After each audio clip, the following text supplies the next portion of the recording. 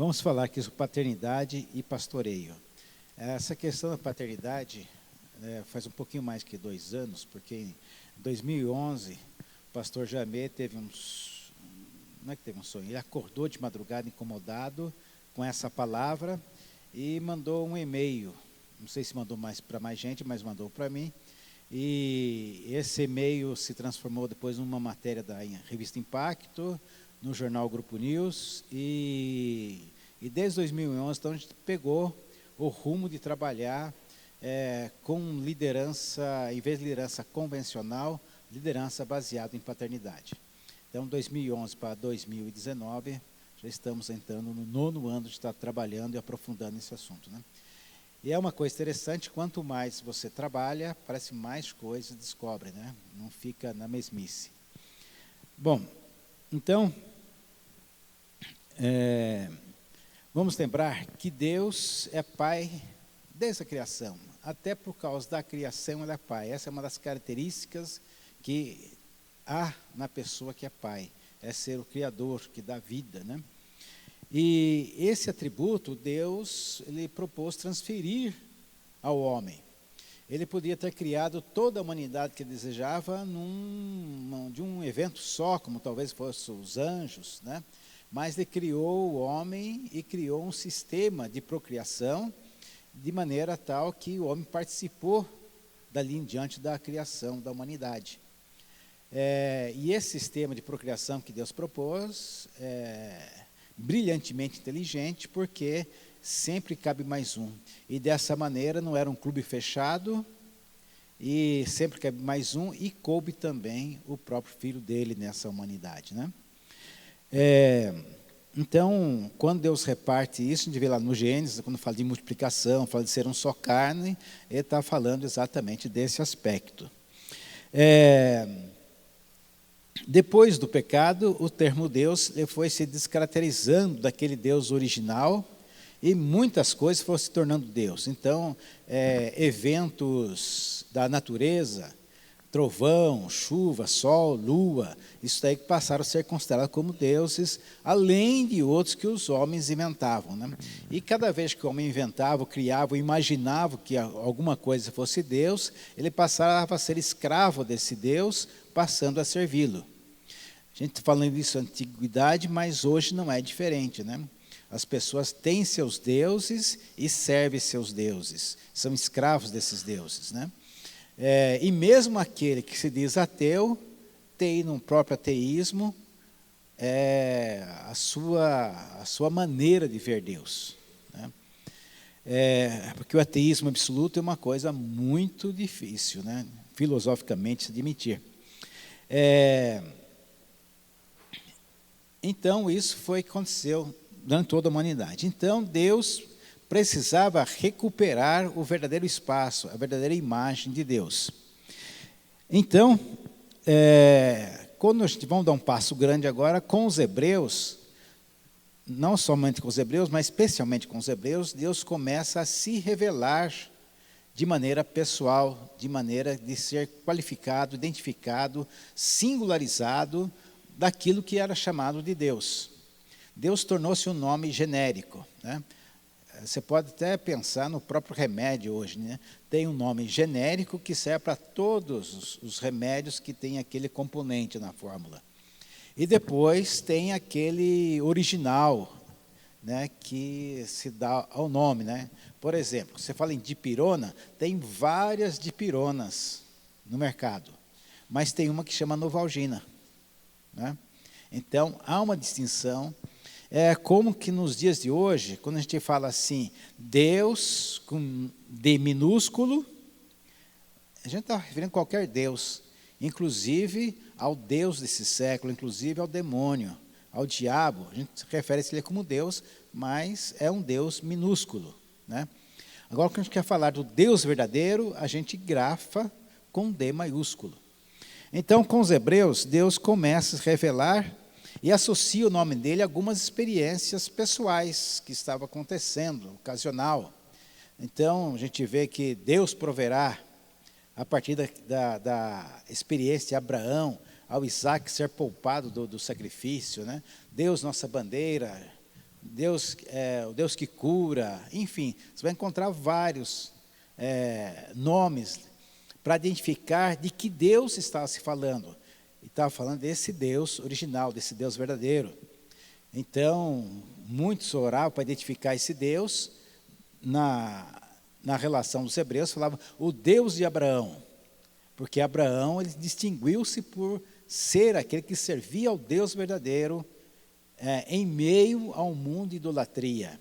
Então, o Deus de Abraão é um Deus diferente de todos os outros, Deus dos caldeus, por exemplo, né?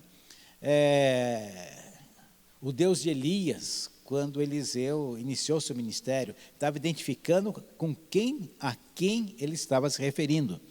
Então, essa vinculação com alguma experiência começou a identificar e localizar quem era o Deus que estava falando. E também, entre os hebreus, começa então a surgir assim os sinais que Deus quer se revelar, quer retomar, quer restaurar, mostrar que Ele é Pai. Então, a gente tem aqui várias passagens, eu coloquei aqui para a gente ganhar tempo, né? Mas tem aqui todas elas anotadas, não todas, mas algumas delas, né? E depois, se alguém quiser, eu posso também compartilhar esses slides, tá? Então, Jeremias 19, 31, porque eu sou um pai para Israel. Oséias 11, 1, do Egito chamei meu filho. Deuteronômio 14, 1, filhos sois do Senhor vosso Deus. Tu és nosso pai, e ainda que Abraão não nos conhece, Israel não nos reconhece, tu és o Senhor, és o nosso pai. Isaías 63, 16.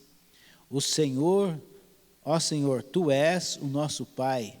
Isaías 64, 8. Então, Deus, sutilmente, digamos assim, está se revelando como pai. Então, independente daquelas experiências pessoais, ocasionais, a paternidade, Deus se revelando como pai, é uma coisa perene, não vai ligar a um episódio, um acontecimento, mas é uma coisa constante. Deus é pai para todos. É um passo a mais para identificar quem é o Deus verdadeiro. Depois, então, prosseguindo a história, né, sempre está uma ligação na história, vem a encarnação. A encarnação é uma revelação, digamos, escancarada da paternidade de Deus. Então, Deus revela o Filho e o Filho revela o Pai. As duas experiências estão contidas na mesma situação. Não é só Jesus que nos revela o Pai, e não é só o Pai que revela Jesus. Então, podemos pegar por João 3,16, o versículo mais conhecido da Bíblia, né? Porque Deus amou o mundo de tal maneira que enviou o seu apóstolo, o seu profeta, o seu mestre, não. Enviou o seu filho. E quando ele qualifica, enviou o seu filho, ele está se qualificando como pai. Se ele fala assim, enviou o seu apóstolo, né, não tem a relação de apóstolo com pai. Não tem a relação de profeta com o pai. Mas quando é filho, não resta outra relação a não ser de ser pai. Se ele enviou o filho, ele está também demonstrando como pai. E depois ele vai reiterar isso, né? Este é meu filho amado em quem me comprazo. Então, duas ocasiões aparece a situação no batismo de Jesus e também no Monte da Transfiguração. Deus, ao apresentar Jesus, apresenta o Pai. E próprio Jesus também, convinha estar na casa do meu Pai, está revelando o Pai. Todos que o receberam, deu-lhes o poder de se tornarem filhos de Deus. A oração, né? Por que orar ao Pai em nome do Filho Jesus? Vamos trabalhar um pouco mais esse item. né? Mas, também lembrando aqui aquela passagem de Mateus 16, onde que Pedro e os discípulos de Jesus estão naquela conversa. Jesus pergunta, né, quem diz os homens que eu sou? E a resposta vem, tu és Elias, Jeremias, João Batista, todos profetas de primeira qualidade. Ninguém falou que Jesus era um charlatão, que era alguma coisa assim, né? Deram qualificações a Jesus, digamos assim, de alto prestígio. Mas eles estavam assim na direção, mas não era o alvo ainda. E Jesus pergunta para Pedro, né? Para os discípulos, e vocês, quem diz que eu sou? Que é o Filho do Homem? E Pedro se adianta rapidamente e fala, tu és o Cristo, o Filho do Deus vivo. Aí Jesus retorna a Pedro dizendo assim, olha, não foi a carne e o sangue que te revelou, mas meu Pai que está no céu é que te revelou isso. Então, podemos imaginar um pouquinho a cena, Jesus perguntando, vocês, quem diz ser o Filho do Homem? E Pedro está ali, parece que o pai dá uma cutucada em Pedro e fala, esse é meu filho, né? E Pedro assume a autoria da resposta, do sopro, e fala, né, que Jesus é o Filho. Então, a primeira revelação que a gente mais dá ênfase é que Jesus é o Filho de Deus. Mas, ao entender que Jesus é o Filho de Deus, parece que ao mesmo tempo a gente coloca uma cortina de fumaça de que Deus é Pai de Jesus. E as duas coisas têm a mesma importância, porque se Jesus não fosse Filho de Deus, ele teria em si a herança do pecado. Mas por ele ser Filho de Deus, não tinha essa herança. Ele era um homem, nascido de mulher, e tudo que nasce de mulher é uma pessoa, não nasce outra coisa. Ele era um ser masculino, nascido de mulher. Ele era um homem, que não trazia nele a genética do pecado de Adão. Ele era filho de Deus. Deus é Pai. Deus está se revelando aí como tal. Bom, e Jesus ensinou a orar ao Pai. Sim? Jesus ensinou a orar em nome dele. Oi, gente. Não é pegadinha. Não dá para fazer pegadinha. Jesus ensinou a orar em nome dele? Nós oramos em nome de Jesus? Né? Normalmente, parece um clichê, né? As orações terminam em nome de Jesus, amém. E se a pessoa não falou isso, a gente fica na expectativa, será que ela acabou a oração ou não? Mas se falou em nome de Jesus, amém, eu já posso entrar com a minha oração, que aquela lá já está concluída. Ou seja, todas as orações parece que nós fazemos em nome de Jesus. Agora, contudo, o que Jesus foi mais enfático entre as duas coisas? Orar ao Pai ou orar em nome de Jesus? Agora vocês estão desconfiando, né? Jesus foi insistente em orar ao Pai, muitas vezes. Então, vamos para aqui umas passagens que também são muito conhecidas, né? Tudo quanto pedirdes ao Pai, Ele vos concederá. Vos conceda. Se pedirdes alguma coisa ao Pai, Ele vos concederá. Pai nosso que estás no céu. Pai, graças te dou porque me ouvistes. E eu rogarei ao Pai, e Ele vos dará outro Consolador. Pai, é chegada a hora. Meu Pai, se possível, passe de mim esse cálice. Pai, perdoa-lhe, porque não sabe o que fazem. Então, quando Jesus orou, ou quando Jesus ensinou a orar, ele foi sempre enfático para se dirigir ao Pai. Acho que eu me lembro que tem uma ocasião que Jesus fala a Deus. Alguém se lembra dessa ocasião?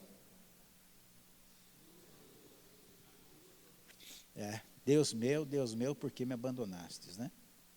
Deve ter uma razão muito forte para que ali não apareça. Mas todas as outras vezes, o que aparece é Pai, Pai, Pai, Pai. Bom, e esse aqui eu deixei por último, que é de Jesus falando com a samaritana. A gente tem na memória o seguinte: Deus procura os verdadeiros adoradores, que o adorem em espírito e em verdade.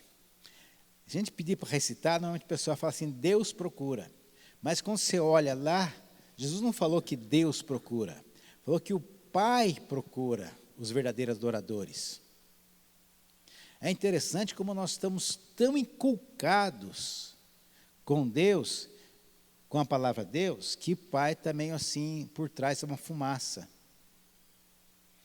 É claro, gente, quando a gente está falando de Deus, a gente sabe que Deus está falando. Quando a gente está falando do Pai, a gente sabe também que está falando com a mesma pessoa.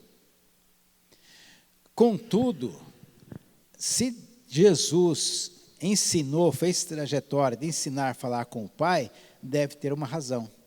Eu penso assim, né? Quem é pai e o filho chega lá, ele é pai e é também um diretor, um chefe, um general, um sargento, um oficial lá. Aí o filho chega assim, ô diretor, me dá tal coisa, né? No primeiro dia ele vai ver lá, vai achar engraçadinho, ó, o filho chamando ele de diretor. Segunda vez, o filho chega o pai e fala, ô diretor. Terceira vez ele fala, ô moleque, eu sou teu pai, né? Então Deus prefere ser chamado de pai. Quem é pai que não gostaria de ser chamado de pai?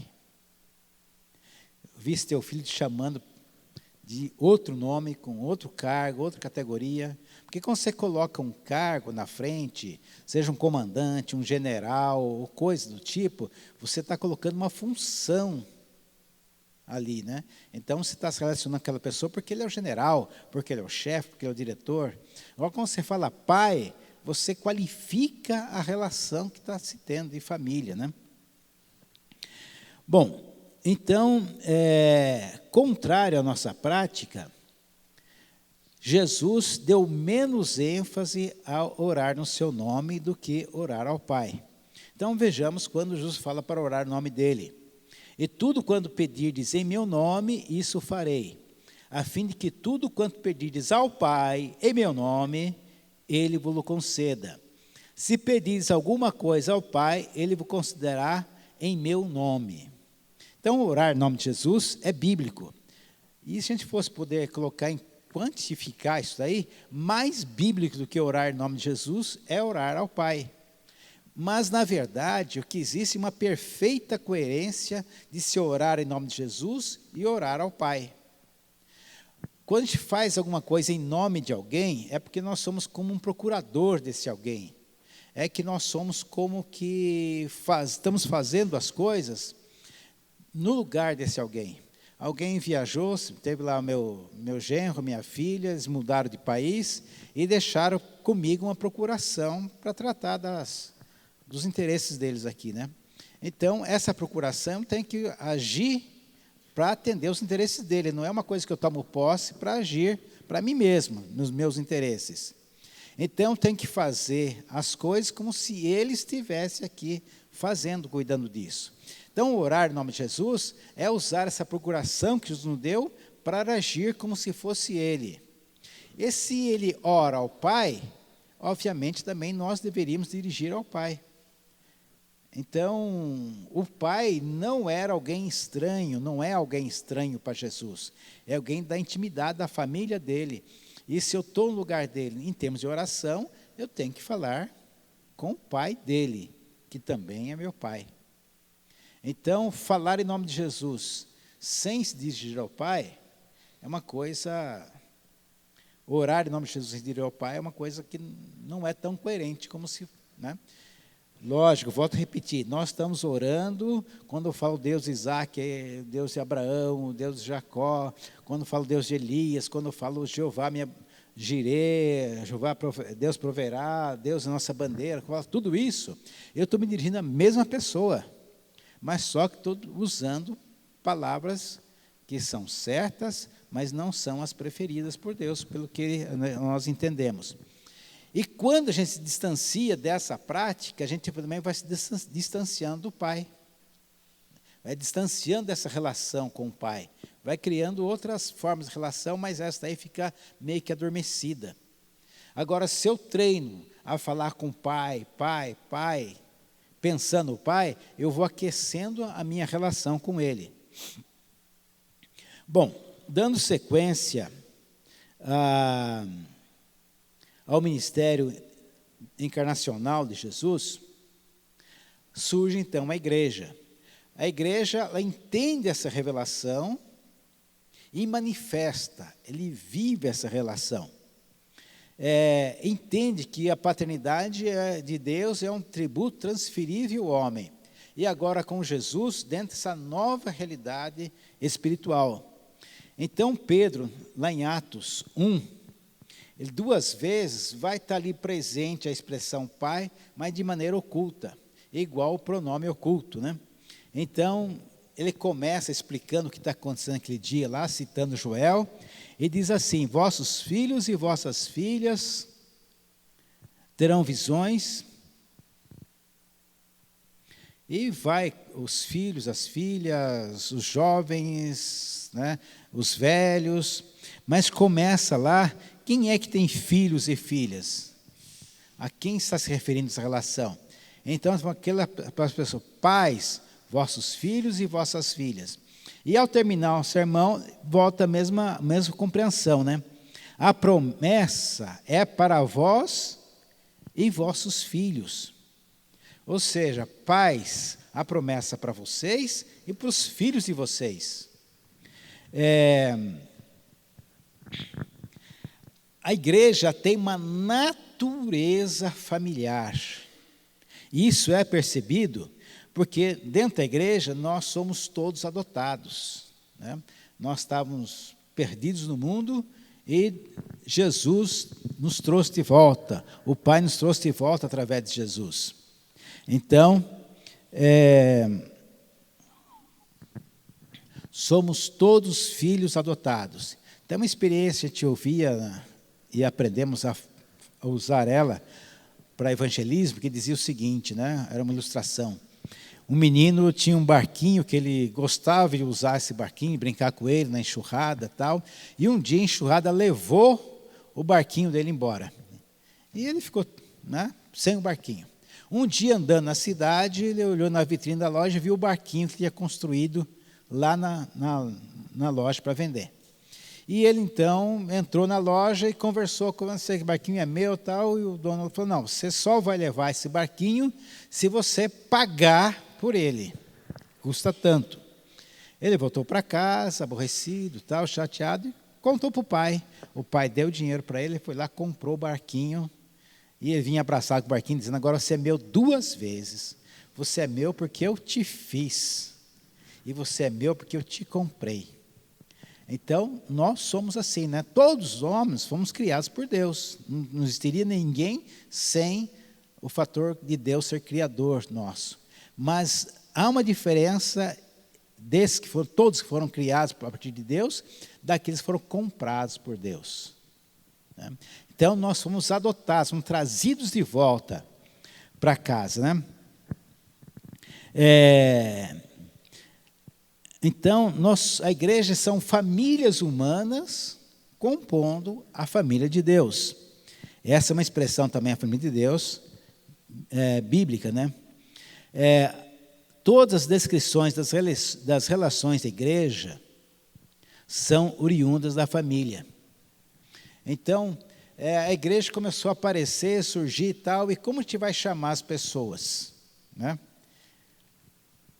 Aonde eles iam buscar termos para colocar nas pessoas? Então, por exemplo, termos que vão surgindo nas relações. Funcionário vem de função. Alguém, especialmente alguém que tem uma função pública. Ele funciona, ele é um funcionário público. Pelo menos, né? Empregado é aquele que trabalha para o empregador, para o empresário, que tem uma empresa. Então, esses nomes foram surgindo, essas designações e relações foram surgindo de acordo com o que a sociedade foi, né, acontecendo, bancário, assim por diante. Então, quando a igreja começou a se movimentar, existir, aparecer, aonde que ela foi buscar termos para qualificar, para discriminar as relações que existiam? Na própria família. Na própria encontrou esses termos. Então, o termo mais usado, mais conhecido da igreja, qual que é? Que todo mundo se trata assim. Irmão. Que, diga-se de passagem, está muito vulgarizado, né? Serviu para dizer o seguinte, né? Eu não sei o nome dele, então, como é que eu falo? O irmão. O irmão lá da Bahia, né? Virou assim, uma coisa genérica, né? Perdeu o sentido de irmão, né? Ou então passou a ser um título, no mínimo isso, né? Você é apóstolo? Não, não sou apóstolo. Você é bispo? Não sou bispo. Você é pastor? Não sou pastor. Presbítero? Não sou diácono? Não. O irmão fulano está aqui, né? Então, no mínimo, esse título a gente já tem, né? É o soldado, né? Mas ele perdeu a significação. Vamos lembrar da situação de Caim.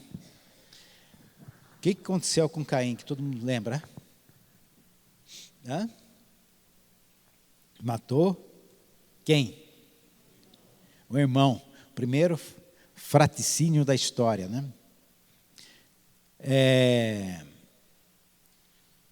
E Deus encontra com ele, e Deus faz uma pergunta. A resposta dele ele se entrega na resposta. Caim, cadê teu irmão? A pergunta é simples, né? Deus não sabia o que tinha acontecido, onde estava o Abel? Sabia perfeitamente. Mas Caim se condena na resposta dele. Por acaso sou eu o guardador do meu irmão? Ele se entrega, porque ele sabia que Abel estava sob a responsabilidade dele. Ele era, sim, o guardador desse irmão. Para simplificar, gente, quem aqui, hoje as famílias são menores, né? Mas as famílias maiores, então, 2 irmãos saem juntos de casa. O que o pai fala para o mais velho? Toma conta do teu irmão, né? Quando o menorzinho entra na escola, toma conta do teu irmão, toma conta da tua irmã. Então, isso era só para lembrar. Mas aquele irmão, no ambiente de escola, é o seguinte, ele podia dar uns bons safanãos no irmãozinho dele lá, né? Ele podia bater à vontade no irmão. Mas ia alguém, um estranho, relar a mão naquele irmão que era o sparring dele. Não dava certo, porque ele tinha essa consciência que tinha que cuidar desse irmão, tinha que prestar conta dele. Então, quando Caim fala, por acaso sou guardador, ele estava se denunciando, ele sabia sim que ele era o guardador do irmão, ele tinha que cuidar do irmão. Então, na ausência do pai, o irmão cuida como se o pai estivesse presente. Essa é a relação de irmão. Então, quando nós chamamos alguém de irmão, não é uma coisa assim vulgar, não é uma coisa à toa. Eu estou dizendo, olha, eu vou cuidar de você, né? Vou te proteger, vou te guardar. Essa é a relação, né? No caso entre eu e Josafá, a coisa é ao contrário, não é ele que tem que cuidar de mim. Mas, quando Jesus vem, ele vem mostrando exatamente essa consciência que Caim teve e não correspondeu. Eu não tenho aqui, mas lá em João 17, ele vai orar ao Pai e vai dizer o seguinte, né? Guardei-os, falando a respeito dos seus 12, no nome que me desses, guardei em teu nome. Enquanto estive com eles, guardei-os no teu nome. Ele está dizendo o seguinte, enquanto eu estive com eles aqui, eu tomei conta deles como se fosse o Pai tomando conta. Jesus mostrou isso, ao contrário de Abel. E João 13, acho que 33, quando está chegando o momento mais íntimo de Jesus, da última ceia, tal, naquelas conversas mais profundas, Jesus deixa escapar e fala o seguinte, né? Filhinhos. Aí segue, ele está explicando que está com ele, depois não vai estar mais, tal. Mas quando ele fala assim, filhinhos, o que ele está se colocando, em que posição ele está se colocando? De pai. Ele era o irmão mais velho, se tornou também, além de ser o primogênito, aliás, o unigênito, ele se tornou também o primogênito. Então Jesus, ele se colocou nessa qualidade de irmão, mas um irmão que toma conta dos irmãos, como se o pai tivesse ali presente. Então Jesus agiu assim, ensinou assim, e a igreja nascente prosseguiu desse jeito. Então, por que ninguém tinha necessidade na primeira comunidade? Porque um tomava conta do outro. Quem tinha mais, via o irmão, no sentido da palavra, que era irmão, passando necessidade, atendia, cuidava daquele lá. Então, o irmão nasceu daí. Pai também era a coisa muito usada nas relações familiares. Paulo fala, né, que ele reclama aos coríntios, né, vocês podem ter tido muitos mestres, mas não tanto quanto pais, né, porque eu vos gerei no evangelho. A mãe, né, Paulo fala também que ele sentia dores de parto. Então, tudo que existia nas relações da igreja, elas eram buscadas, eram emprestadas da família. A igreja se via como uma família ampliada, ela se via assim. Então, o nome irmão não era uma coisa vulgar, né? Bom, falamos bastante de paternidade, né? E agora, vocês podem perguntar, mas que isso tem a ver com pastoreio, né? Fica a pergunta aqui, diante de tudo isso, né, que tipos de pastores havemos de ser? Então, vimos lá atrás, Deus, Pai, Criador, Ele se revelando a Israel, de maneira um pouquinho sutil, e depois, escancaradamente, através de Jesus, a igreja seguindo essa revelação, manifestando essa revelação, somente o cristão é dado a graça de conhecer Deus como Pai. Né? Outras religiões que têm seus deuses aí, não veem dessa forma. Alá não é Pai, Alá só é grande. E vai por aí afora. Então, quando nós falamos de paternidade, nós estamos realmente falando aos da casa, né? Aos irmãos. Isso nos identifica. Então, vamos ver algumas coisas sobre pastor, né? Queria primeiro fazer uma reflexão sobre o que é comum nos dias de hoje, né? A figura do pastor de rebanho, a gente acabou deixando de lado os limites da literalidade dessa figura. Então, você pensa em pastor e rebanho, rebanho de ovelhas. Lá vem todas as ilustrações que nós vemos nas imagens, figuras, tal. É um pastor com cajado, né, vários animais chamados ovelhas com ele, né?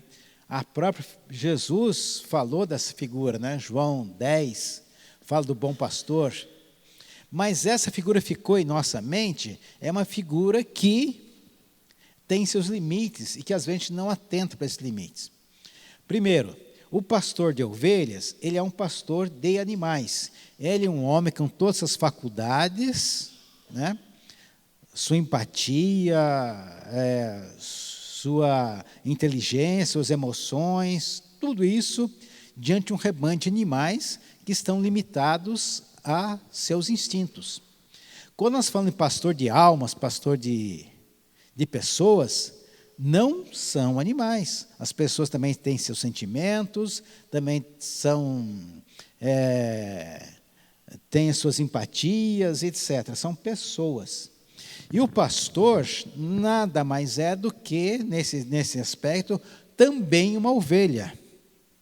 Mas no sistema que nós temos hoje, parece que o dia que alguém é consagrado pastor, ele saiu da condição de ovelha instintiva para ser agora uma pessoa que diante das ovelhas é um super-homem, né? Então essa distinção que faz que um pastor seja quase que um super-homem com relação aos outros homens, porque a figura é de um rebanho de animais. E isso provoca um isolamento, provoca expectativas, né? O pastor parece que nunca pode ficar doente, não pode enfraquecer, não pode ter suas emoções, tal. Tudo sob controle. Ele é uma pessoa diferente. Não, ele está tanto quanto suscetível às mesmas coisas e precisa também dos mesmos cuidados, né? Então, essa figura gerou aquele pastor all-in-one, né? Aquele computador que você tem tudo numa peça só, né? Tem a tela, tem a máquina, tudo numa peça só.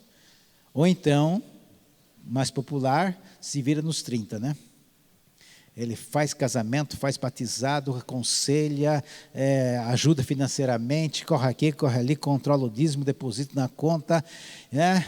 E no fim do dia ainda tem que jejuar depois, interceder, dirigir o culto e pregar, faz tudo. E um pastor que faz tudo tem um rebanho que não faz nada, né? E sente-se assim, né? Eu pago para ele fazer isso, né? E se não estiver dando conta, é para isso que estou te pagando? Outra vez torna-se pastor distinto do rebanho. Depois, durante o encontro que talvez a gente volte um pouco nesse. E ele cuida do rebanho, né? Então, teve um presidente no Brasil que dizia o seguinte, né? O Brasil vai bem, os brasileiros aqui vão mal. O rebanho vai bem, né? Está crescendo, as rendas estão aumentando, o salão estamos ampliando, o rebanho vai bem, mas as pessoas não necessariamente. A paternidade tem uma aplicação imediata, né? E ela traz algumas implicações. Primeiro, nós nos reconhecermos que somos filhos de Deus. Isso parece ser banal a essas alturas da vida, a gente pensar em reconhecer que é filho de Deus. Mas muitas vezes nós não temos essa relação com Deus, né? E como filhos de Deus, eu vou ter irmãos para cuidar como se fossem filhos. Tem duas passagens aqui, uma de Romanos 8,15 e Gálatas 4, 5, 7. Gálatas, vindo porém à plenitude dos tempos, Deus enviou seu Filho, nascido de mulher, nascido sob a lei, para resgatar os que estavam sob a lei, a fim de que recebêssemos a adoção de filhos. Então, a fim de que fôssemos adotados, assumimos nossa condição de filhos adotados. Deus fez tudo isso. E porque nós somos filhos, enviou Deus ao nosso coração o Espírito do seu Filho, que clama, Abba, Pai. De sorte que já não és escravos, porém és filho, e sendo filhos também herdeiros por Deus. Aliás, herdeiros é um sinônimo de filhos, você vai encontrar muitas vezes também na Bíblia, em termos da igreja, né? Então, Deus nos adotou, nos fez seus filhos, né? E Romanos, porque não recebeste o espírito de escravidão, para outra vez ver atemorizado, mas recebeste o espírito de adoção, baseado no qual clamamos, Abba, Pai. Então, nós não somente fomos adotados, fomos tornados filhos de Deus, mas também Deus, ao nos adotar, nos deu o espírito de adoção. Então, parece ser a mesma coisa, mas tem um pouquinho de diferença, né? Espírito de adoção, é aquele espírito de paternidade. A gente não fala assim da maternidade, né? O instinto materno. Também vale a paternidade. É um exemplo bem batido, mas bem comum. Você está na praia e vê uma criança perdida na praia ali, procurando alguma coisa. Você olha e fala, não é meu filho, e não liga. Mesmo que você não seja pai ainda, você vê uma criança que está perdida, você se preocupa, você vai querer ajudar, vai querer, de alguma forma, ajudar a proteger essa criança. Esse é um espírito paterno, é o espírito de adoção que nós temos. Então, devemos ter isso presente em nós, com todo mundo, com todas as pessoas, de maneira geral. Ninguém pode ser excluído disso. Então, eu como filho recebo isso daí. Agora, tem uma diferença ainda de ter o espírito de adoção e de ser pai. Já ouviram aquele ditado que nasce um filho, nasce um pai ou nasce uma mãe? Quando eu falo de paternidade aqui, eu estou incluindo nas duas coisas pai e mãe, né? Não estou falando só para pais, homens maduros que têm condição de procriar. Até porque Deus também, na paternidade de Deus, está incluída a maternidade. Deus se compara com mulher, com mãe, né? Pode a mãe se esquecer da criança em seu ventre, ou do seu filho? Mesmo que esquecesse, ele está se colocando, né? Está sentindo no lugar de mãe. Quando fala da ursa que protege seus filhotes. Então, em Deus nós temos a maternidade e a paternidade juntos, né? Para realizar aqui, a gente faz os dois. Mas nós temos isso em nós. E quando nós, então, assumimos, adotamos alguém como filho, esse instinto, essa presença, espírito de adoção em nós, ele é despertado e aperfeiçoado. Porque é diferente quando seu filho chora durante a noite.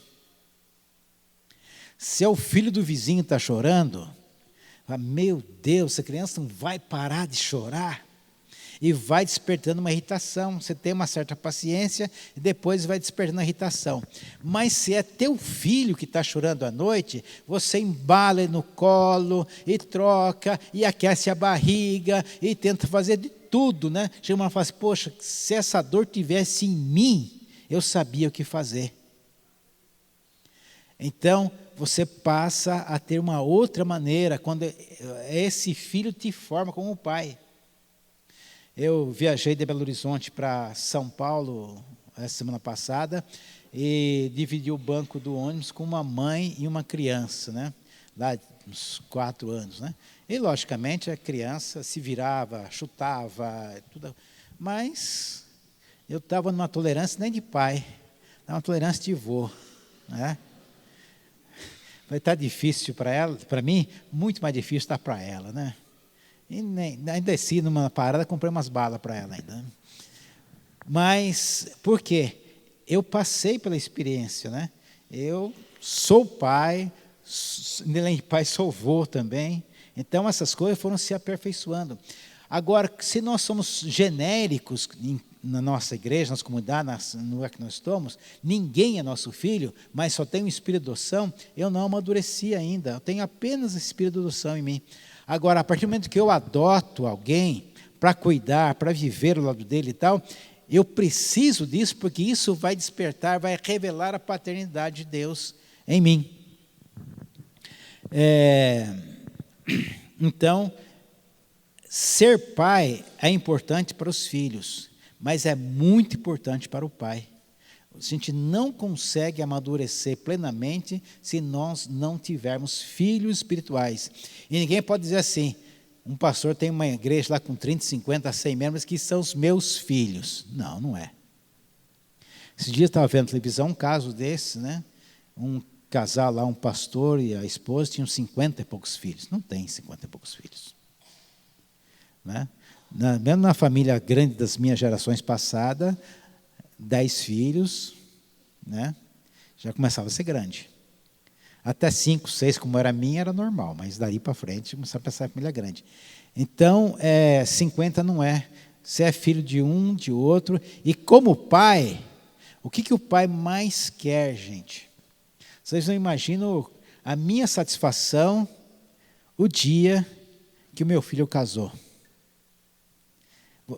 Você sente-se promovido, né? Nesse dia eu entendi, porque no dia do meu casamento, meu pai chorou, né? E depois que casei, meu pai subiu no conceito. Quando meu filho casou, eu também me senti promovido. E quando tornei vô, então, que estava vendo a outra geração, nossa, gente, olha, quem não é, não sabe o que está por vir, viu? Maravilha que é. A paternidade nos faz crescer, gente. Então, no mundo espiritual também é assim. Escolhe 1, 2, 3, lá, o que for possível dar conta, e adota essas pessoas para tomar conta. E ensina eles a cuidar, a ser pai também. Você vai ter uma alegria maior ainda. E ser pai de alguém na comunidade, na igreja, não é só um pai genérico, usando espírito de adoção, como se faria com todo mundo. Mas você saber o dia do aniversário daquele que está cuidando, saber qual o prato preferido dele, um dia chamar para jantar em casa e fazer o prato que ele gosta, né? Dia do aniversário dele, se você puder dar um presentinho, se não dá uma ligada para ele. Não aquela lembrança das redes sociais, né? Odeio aquilo lá, né? Odeio aquilo, porque é a mais miserável comercialização dos sentimentos que tem aquilo lá, né? Então, pessoas que você vai guardar. Eu tenho, na minha memória, poucos aniversários, né? Poucos, mas não é de rede social, né? Eu lembro deles, eu penso neles, né? Então, coisas assim que te aproxima a relação. Você sabe onde trabalha, sabe o endereço onde trabalha, se ele estuda, a hora que ele estuda, onde você encontra em tal lugar. Ter um acompanhamento assim, né? Você está em dificuldade financeira, você fica sabendo antes de que a coisa se degrigole. Uma igreja que esteja praticando paternidade, que pratica paternidade, nunca vai ser surpreendida. Nossa, quem imaginava aquele irmão envolvido com pedofilia, envolvido com cheque sem fundo, com coisa assim, que você descobre, fica assustado depois. Por quê? Porque é um conhecimento geral, superficial, o irmão generalizado, e não um relacionamento profundo. Então, no meio disso, a gente tem que ter a segurança de ser filho amado de Deus. Por que Deus insiste com Jesus de qualificá-lo como amado? Precisava disso?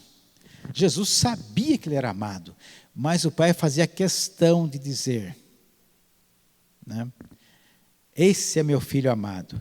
E é interessante que essa palavra dita a Jesus, esse é meu filho amado em quem me compraz, em quem está meu prazer, parece que foi realmente um combustível forte para Jesus enfrentar o diabo dali a alguns instantes no deserto. Então, por mais que o diabo tentou, tinha em Jesus, por mais esfacelar, mais esquelético, mais fragilizado que tivesse, com um jejum de 40 dias, ele tinha dentro dele uma força: eu sou filho amado do Pai. E se nós temos isso nos garante passar por dificuldades tremendas. E nós conhecendo isso, ensinando isso, a gente vai ter um rebanho forte. Quando tinha próximo aos 3 anos de idade, meu pai devia ter uns 30 anos, eu aprontei alguma coisa em casa que isso não me lembro mais, né? A gente esquece os pecados também, né? Esse é bom. Eu sei que a minha mãe me ameaçou, falou, teu pai chegar, vou contar para ele. E eu fiquei morrendo de medo. Eu vi meus irmãos apanharem, né? Falei, chegou minha vez, vão estrear. Meu pai chegou, eu percebi minha mãe conversando, eu me mandei para o milharal lá, né? Correndo. Meu pai correndo atrás de mim. Aí eu vi que ele não estava dando conta de andar mais depressa que ele, saí do caminho, entrei no milharal, ele passou direto. E eu me senti, né? Me esquivei, ganhei do meu pai. Gente, meu pai com 30 anos, eu com 3 anos. Aí fiquei lá quietinho, ele passou, depois voltou andando, tal, foi para casa. E eu fiquei quieto ali, né? Uma eternidade, bem uns 15 minutos. Voltei para casa, quietinho, tal, torcendo para que tivesse esquecido da história. E, de fato, cheguei em casa, tal, ninguém tocou no assunto mais, eu passei anos acreditando que eu tinha conseguido andar mais depressa que meu pai, tinha conseguido me esconder dele passar e não me ver no milharal, dele voltar e não me ver, e depois aquela eternidade de 15 minutos, que eu fui entender que era 15 minutos depois, né? Mas para mim passei lá horas lá, que ele tinha esquecido já do episódio, né? Mas depois eu entendi o seguinte, meu pai não queria me pegar, ele não queria me achar, ele não queria me bater, ele queria só mostrar que a coisa era séria. E acho que ele percebeu por tudo isso que eu tinha aprendido lição, devia estar tremendo, coisa do tipo, né? Então ele deu-se por satisfeito. O objetivo dele alcançou. Isso fui entender bem depois que meu pai participou da minha simulação porque ele me amava, né? E depois crescendo no sítio, a gente trabalha no sítio, uma coisa que vale muito é a força física, né? Você tem que segurar um boi, tem que fazer muita coisa, força física. Meu pai era assim, nossa, né? Se alguém mexer comigo, eu conto meu pai, né? E tinha uma coisa seguinte, meu pai tinha o costume de chegar no final da tarde, começo da noite, de rezar. E eu pensava assim, nossa, meu pai é tão forte e fica falando com Deus, pedindo coisa para Deus aí, né? Esse Deus deve ser muito mais forte que ele.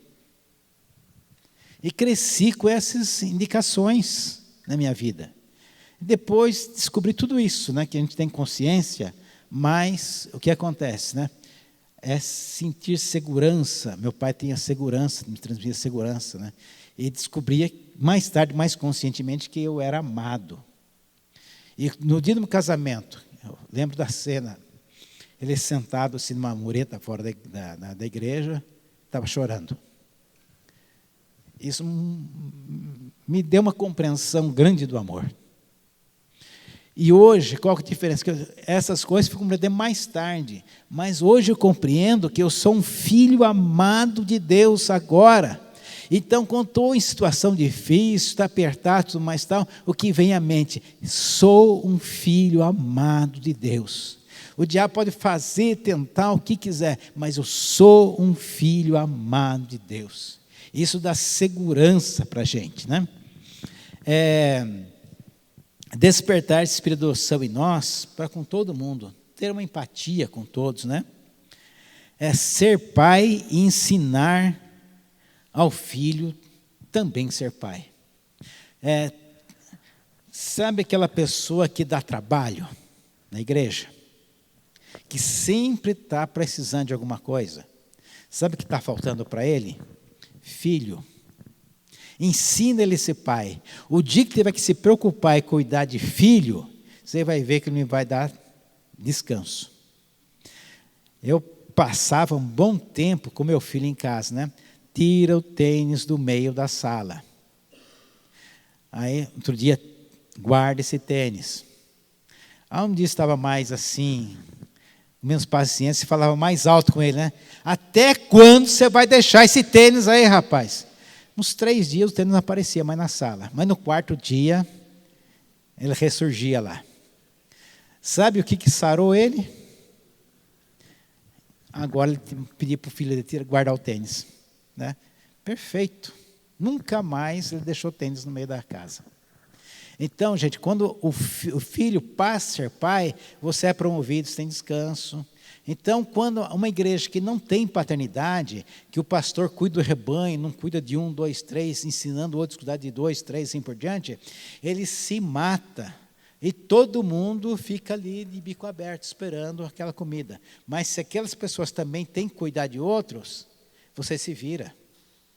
Gente, fica em casa, uma casa sozinho, sem ninguém. E fique em casa com um bebê.